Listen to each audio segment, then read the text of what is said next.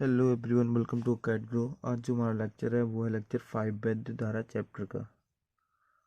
तो इसमें जो अपने लोग डिस्कस करेंगे वो करेंगे कार्बन प्रतिरोध तथा वर्ड कोड। पिछली क्लास में क्या था, वो क्या था, वैद्युत ऊर्जा तथा वैद्युत शक्ति। तो कार्बन वर्ड कोड क्या होता है तो वो दिखेंगे। तो ये क्या होता है, इलेक्ट्रॉनिक परिपथ में प्रायः उच्च प्रतिरोधों की आवश्यकता होती है। कोई भी अगर वायर है उसमें अगर हम प्रतिरोध लगाते हैं तो इलेक्ट्रॉनिक जो परिपथ होते हैं उनमें हाई उच्च जो प्रतिरोध होते हैं उनकी आवश्यकता होती है। लेकिन उच्च प्रतिरोधों को जो बनाया जाता है वो अर्धचालकों से बनाया जाता है, क्योंकि अर्धचालकों का प्रतिरोध ज़्यादा होता है चालक की अपेक्षा। क्योंकि तीन टाइप के होते हैं, चालक, अचालक और अर्धचालक। तो अर्धचालक का प्रतिरोध हाई होता है, तो सबसे ज़्यादा होता है उसका अचालक का। लेकिन तो उसमें फिर करंट ही फ्लो नहीं होगा, इसीलिए जो प्रतिरोध बनाया जाता है वो अर्धचालक का बनाया जाता है। तो अर्धचालक यानी कि कार्बन एक अच्छा अर्धचालक है, इसीलिए सबसे उचित अर्धचालक पदार्थ कार्बन है। इसके निम्नलिखित कारण है। ऐसा क्यों है? क्योंकि ये भौतिक रूप से माप में अत्यंत सूक्ष्म होते हैं। ठीक है, ये काफ़ी सस्ते होते हैं और कार्बन प्रतिरोध कुछ ओम से, मतलब कि छोटे बहुत वैल्यू से एक 100 मेगा ओम, एक बहुत बड़ी वैल्यू तक बनाए जा सकते हैं। यही मुख्य कारण है कि कार्बन प्रतिरोध एक अच्छा अर्धचालक है और इसीलिए इसे कार्बन प्रतिरोध और वर्ण कोड के रूप में लिखा जाता है। तो वर्ण कोड क्या होता है? जब आप मार्केट में जाते हैं लेने प्रतिरोध को, तो आपको उसमें 4 पट्टियां दी जाती हैं। उसी से आप देखते हैं कि इसका प्रतिरोध कितना है। उस पट्टी से देखते हैं कि कितना प्रतिरोध है। उन 4 पट्टियों के में जो 2 पट्टियां होती हैं, सॉरी 3, उनके कलर अलग अलग होते हैं और चौथी पट्टी उसका भी कलर अलग होता है। तो उन कलर यानी कि रंग से आप जानते हैं, उन चारों पट्टियों का रंग अलग अलग होता है और पट्टियों से आप जानते हैं कि इसका प्रतिरोध कितना है। तो उसे निकालने के लिए पढ़ते हैं कार्बन प्रतिरोधों का वर्ण कोड। अगर आप जाएंगे मार प्रतिरोध को लेंगे तो इस तरह का बल्याकार गोल आपको प्रतिरोध मिलेगा। उस प्रतिरोध पर 4 पट्टी होंगी इस तरीके से गोल गोल।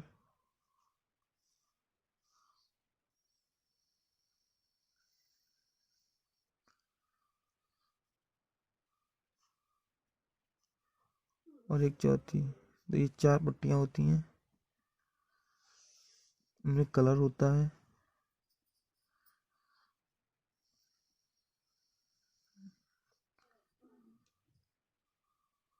उसी से आप पहचानते हैं कि इसका प्रतिरोध कितना है।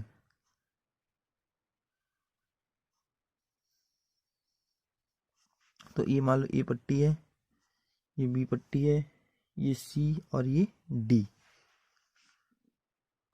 लेकिन कलर याद करने के लिए एक सिंपल सा ट्रिक है, एक सेंटेंस है, उससे आप कलर याद कर सकते हो। तो वो ट्रिक क्या है? B B Roy great boy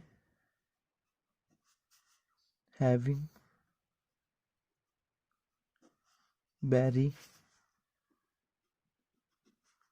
good wife. तो इस सेंटेंस है B V Roy great boy having very good wife. इससे आप जो कलर है उसको याद कर सकते हैं, क्योंकि इसमें जो पहले वाले वर्ड हैं जैसे B B R O Y G, जिसका मीनिंग यहाँ पे यूज़ करेंगे उसके नीचे मैं यहाँ से अंडरलाइन कर दे रहा हूँ ब्लैक पेन से। और बी एच जो कि साइलेंट रहेगा, इसका कोई मतलब नहीं होगा। और एक बी इसका भी मतलब है जी और डब्लू।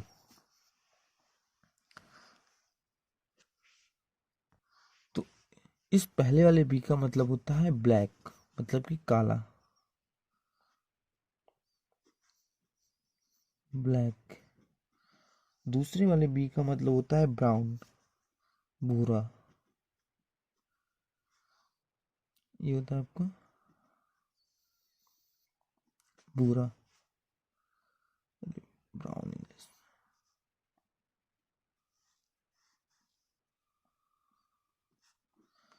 आर का मतलब होता है रेड, मतलब लाल।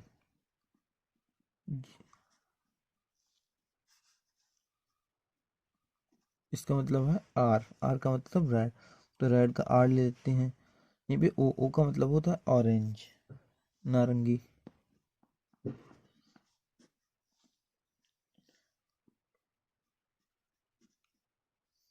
इसका कैपिटल ओ ले लेते हैं। बाई का मतलब होता है येलो, पीला।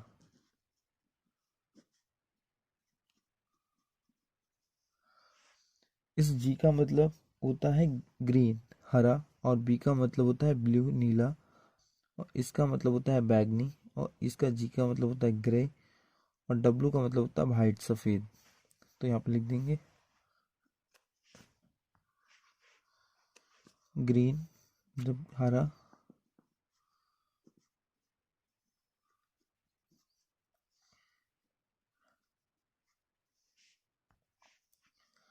नीला, और फिर आता है वी वॉयलेट मतलब बैगनी।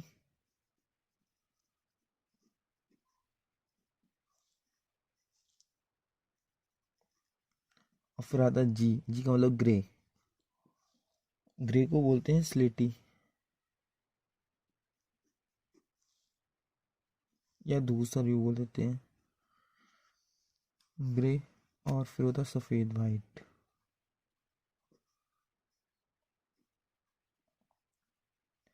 तो इस नाम को आप ऐसे याद रखते हो, B B Roy, R O by Roy. G का मतलब ग्रेट, बी का मतलब बॉय, बी का मतलब हैविंग, वो तो साइलेंट रहता है, हैविंग वेरी गुड वाइफ। इस नाम से आप पूरे कलर को याद कर सकते हैं इस सेंटेंस से, क्योंकि आप जो कार्बन कोड देखोगे यानी कि प्रतिरोध पे इस कलर को देखोगे, और इस कलर से आपको पहचानना होता कि इस कार्बन प्रतिरोध का प्रतिरोध कितना है, वो अपने लोग यूज करके देखेंगे। तो काले के लिए जो नंबर दिया गया है वो 0 दिया गया है, भूरे के लिए 1, लाल के लिए 2, नारंगी के लिए 3, येलो के लिए 4, ये 5, 6, 7, 8, 9, ये टोटल 9 नंबर होते हैं। और तृतीयक जो पट्टी है उसमें क्या रखा है, उसमें होती है गुणक, गुणक मतलब 10 की घातें, 10 की पावर सी वाली जो पट्टी है तृतीय, तो इसको लिख देंगे 10 की पावर सी, क्योंकि सी से जो प्रदर्शित हो रही है वो तीसरी पट्टी प्रदर्शित हो रही है। तो यहाँ पे लिख सकते हैं 10 की पावर 0, 10 की पावर 1, 10 की पावर 2, 10 की पावर 3, 4, 5, 6, 7, 8, 9। इस तरीके से तीसरी पट्टी।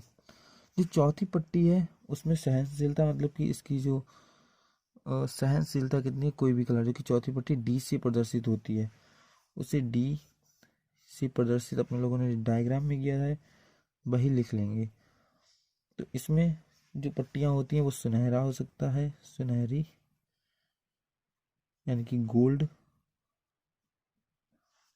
दूसरा हो सकती है चांदी, इसका मतलब होता है सिल्वर। और एक हो सकता है कोई रंग नहीं, कोई रंग नहीं। तो इनकी जो सहनशीलता होती है वो सुनहरे की होती है ±5%। और जो चांदी की होती है वो होती है ±10%। और कोई रंग नहीं, तो उसकी जो होती है वो होती है 20% सहनशीलता। अब इसको यूज कैसे करना है वो देखेंगे। तो फिर से एक बार देखेंगे, जिस कलर को याद कर कैसे कर सकते हैं कि एक सेंटेंस दे रखा है, इस कलर को याद करने का एक छोटी सी ट्रिक है, एक सेंटेंस जिससे याद कर सकते हैं। B B Roy great boy having very good wife. तो इस बी का मतलब है ब्लैक मतलब काला, इस बी का मतलब है ब्राउन मतलब भूरा, और आर का मतलब है लाल, रेड। ओ का मतलब ऑरेंज, नारंगी।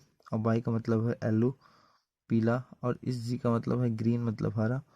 इस बी का मतलब है ब्लू मतलब कि नीला। और इसका वायलेट मतलब कि बैगनी। और इस जी का मतलब है ग्रे यानी कि स्लेटी। और इस W का मतलब है वाइट, मतलब सफ़ेद। तो इन कलर को याद कर सकते हैं और क्रम से लिख सकते हैं। प्रथम पट्टी को आपको 0 से नंबरिंग देनी है, 9 तक नंबरिंग जाएंगी। तृतीय पट्टी मतलब कि पूरे प्रतिरोध में 4 पट्टियां होती हैं। अब किसी प्रतिरोध पर 4 पट्टियां हैं, मान लो पहली जो है आपको, तो आपको अगर प्रतिरोध निकालना है तो आप प्रतिरोध का जो सूत्र हो जाएगा, इसको उदाहरण नहीं, मान लो फॉर एग्जाम्पल सूत्र की तरह लिख लो। तो R इक्वल टू, प्रतिरोध को R से प्रदर्शित करते हैं जिसका मात्रक होता है ओम। R बराबर A B cross 10⁻⁶ plus minus D. तो ये क्या होता है सूत्र की पट्टी E थी और B थी, और जो तीसरी पट्टी थी वो C थी, और चौथी जो पट्टी थी वो D थी। वहाँ पे स्मॉल डी माना था, अच्छा स्मॉल ए माना था, चलो कैपिटल ए में लिख दो या स्मॉल ए, जो भी मान रहे हो आप।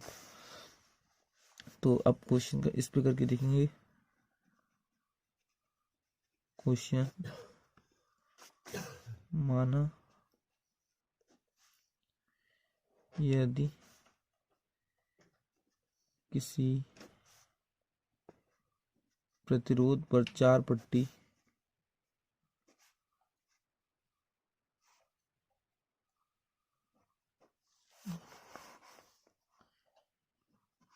पीली, बैगनी, नीली तथा सुनहरी है तो प्रतिरोध क्या होगा।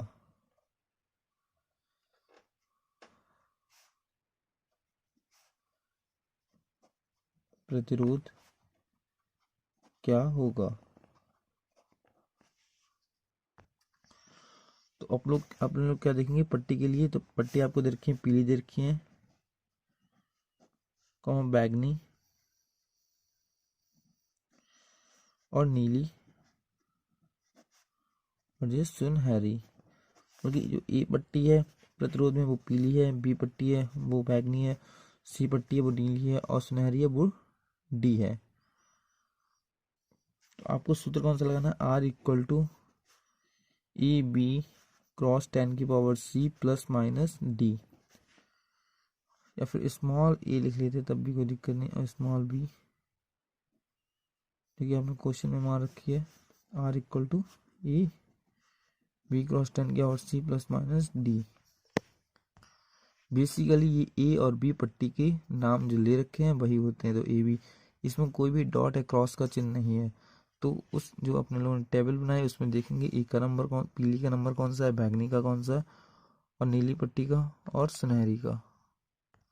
तो इसमें देखेंगे पीली, तो पीली का जो नंबर है वो 4 है, बैगनी का नंबर वो है 7, और नीली का नंबर जो है, क्योंकि नीली जो पट्टी दे रखी है वो दे रखी है सी वाले में, तो नीली पट्टी कौन सी है, क्योंकि इसमें प्रथम व द्वितीय के सेम होते हैं अंक। तो प्रथम का देख लिया, प्रथम मतलब पीला था, तो पीला 4, बैगनी 7, नीले के नंबर है 10⁻⁶, क्योंकि सी वाली पट्टी में देखना है, और सुनहरे का मतलब है 10⁵%।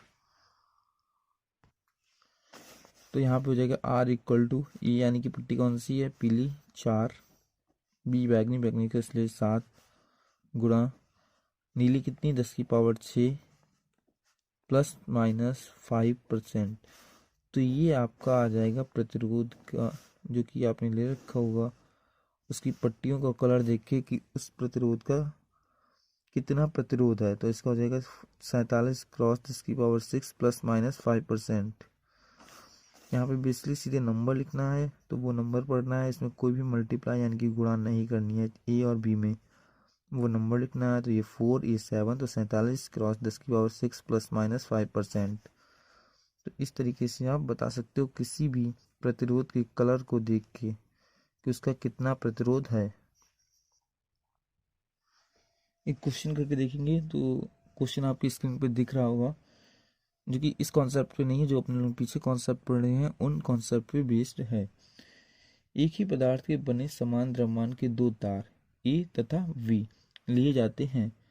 तार ए का व्यास तार बी के व्यास का आधा है। यदि तार ए का प्रतिरोध 24 ओम हो तो बी के प्रतिरोध की गणना कीजिए। ठीक है, तो क्वेश्चन में दे के रखा है कि आपको दो तार दे रखे हैं। ठीक है, मान लो इसको इसकी तरह कर लेंगे। दो तार दे रखे हैं, इसको तार को मान लिया ए तार, और एक दूसरा तार है, वो तार है बी, वो तार है बी।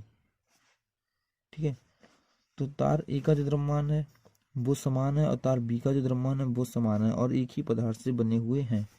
तो इसकी लंबाई मान लो एल ए है और इसकी जो लंबाई है वो है एल वी।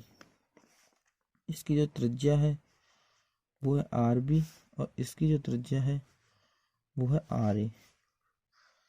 जो अनुप्रस्थ काट का क्षेत्रफल होगा उसकी त्रिज्या होगी, तो इसकी आर ए है, इसकी आर बी है। और दे रखा है कि जो त्रिज्या दिया गया है कि त्रिज्या तार ए का व्यास तार बी के व्यास का आधा है। तार ए का व्यास तार बी के व्यास का आधा है, तो यानी कि व्यास दे रखा है डी ए बराबर आधा किसका है, बी का, डी अपॉन 2। तो अगर इसे त्रिज्या में कन्वर्ट करोगे तो क्या होगा, त्रिज्या हमेशा व्यास की आधी होती है, तो इसे लिख लें आर ए अपॉन 2 बराबर आर बी अपॉन 2 क्रॉस 2, 2 से 2 कैंसिल हो जाएगा, आर ए बराबर आर बी अपॉन 2। मतलब इसकी जो त्रिज्या है अगर मान लो 4 है तो इसकी त्रिज्या कितनी होगी, इसकी आधी हो जाएगी यानी कि 2 होगी। तो अपने को देखना है द्रव्यमान समान है और लंबाई इनकी एल ए है, एल बी है, त्रिज्या आर ए आर बी है। तो द्रव्यमान अगर समान है तो इनमें एक रिलेशन निकाल लेंगे। यदि द्रव्यमान समान है तो तार ए का द्रव्यमान और तार बी का द्रव्यमान को एम से प्रदर्शित करते हैं।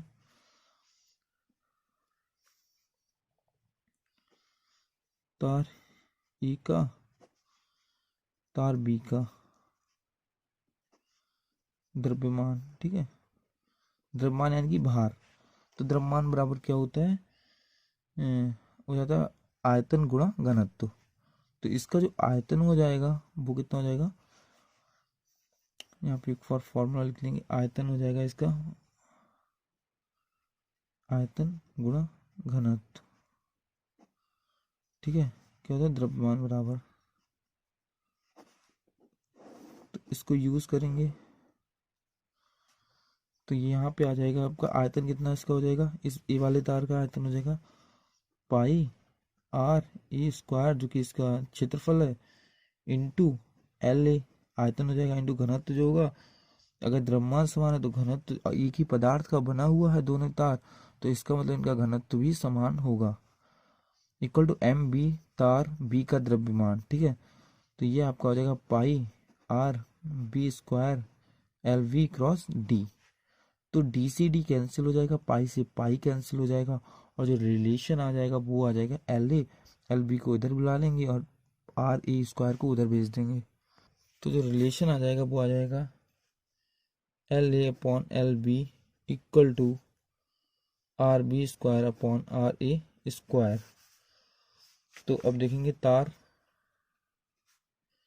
ए का प्रतिरोध, क्योंकि प्रतिरोध निकालने में लोगों को, तो प्रतिरोध के लिए प्रतिरोधकता का सूत्र आया था आर ए बराबर रो, क्योंकि यहाँ पे लंबाई भी चाहिए तो एल ए अपॉन क्षेत्रफल होता है तो क्षेत्रफल है पाई आर ए स्क्वायर। समीकरण 1, तार बी का प्रतिरोध, तो इसके लिए हो जाएगा आर बी, तार बी का हो जाएगा आर बी इक्वल टू रो, लंबाई एल बी है क्योंकि क्या होता है रो जो कि प्रतिरोधकता है, लंबाई अपॉन क्षेत्रफल जो प्रतिरोध होता है वो तार की लंबाई के अनुक्रमानुपाती तथा क्षेत्रफल के व्युत्क्रमानुपाती होता है। इसको अपने लोग ड्राइव कर चुके हैं। आर बी का स्क्वायर समीकरण 2 डाल देंगे। आर ए का प्रतिरोध दे रखा है, आर बी का प्रतिरोध निकालना है, तो समीकरण 1 को 2 से भाग करने पर, 2 से भाग करने पर तो जब 2 से भाग करेंगे तो आ जाएगा आपका R A upon R B equal to rho L A upon pi R A का square upon rho L V upon pi R V का स्क्वायर। रो से रो कैंसिल, तो आपका बचेगा यहाँ पे, ये सब कैंसिल हो जाएगा, पाई से पाई कैंसिल हो जाएगा, तो यहाँ पे बचेगा R A upon R V, pi से पाई भी कैंसिल हो जाएगा, तो आपका यहाँ बचेगा L A upon L V into R B ऊपर चला जाएगा, ये पलट जाएगा, आर वी का स्क्वायर अपॉन आर ए का स्क्वायर। ठीक है, अपने लोगों ने एक समीकरण बनाई थी ऊपर, इसको समीकरण 1 डाल देंगे, इसको समीकरण 2, तो ये हो जाएगी समीकरण 2, ये हो जाएगी समीकरण 3। समीकरण 1 से मान रखने पर, समीकरण 1 से मान रखने पर, तो समीकरण 1 से जब मान रखोगे तो यहाँ पे हो जाएगा R A upon R B, और L A upon L B की जगह आया था R B upon R A का स्क्वायर, ये आपका आया था R B square upon R A square L A upon L B की जगह, तो ये वैल्यू पुट कर देंगे, तो ये आपका हो जाएगा आर बी का स्क्वायर आर ए का स्क्वायर क्रॉस आर बी का स्क्वायर अपॉन आर ए का square, R A upon R B equal to R B की पावर 4 आर ए की पावर 4। अपने लोगों को जो निकालना, जिसकी त्रिज्या दे रखी है, तो इसको लिख देंगे आर बी अपॉन, अच्छा अपने लोग एक रिलेशन जानते हैं, कौन सा अपने लोग जो निकाला था, आर ए बराबर आर बी अपॉन 2, मतलब कि जो त्रिज्या होती है, आर ए की त्रिज्या है वो आर बी की त्रिज्या की आधी है, तो ये संबंध निकाला था, तो यहाँ पे वैल्यू रख देंगे R A upon R B equal to, ये आपका हो जाएगा आर बी की जो पावर जाएगी इधर 2 ले जाएंगे, तो 2 आर ए का स्क्वायर, मतलब कि 4 टाइम्स हो जाएगा आर ए का 4 पावर, तो ये हो जाएगा R A upon R B equal to 16, 2 दूनी 4, 4 दूनी 8, 8 दूनी 16, आर का और ए की पावर 4, आर की पावर ए की पावर 4 कैंसिल, तो इधर आ जाएगा आपका, माने आप लिख देंगे R A upon R B equal to 16, तो आर बी को उधर भेज देंगे और आर ए 16 इधर आ जाएगा, 16 क्रॉस आर ए, तो इसको आगे वैल्यू रख देंगे, तो जो आपका मान आया वो आया आर बी बराबर 1/16 क्रॉस आर ए, क्योंकि आर ए दिया है क्वेश्चन में, वो कितना है, आर ए बराबर 24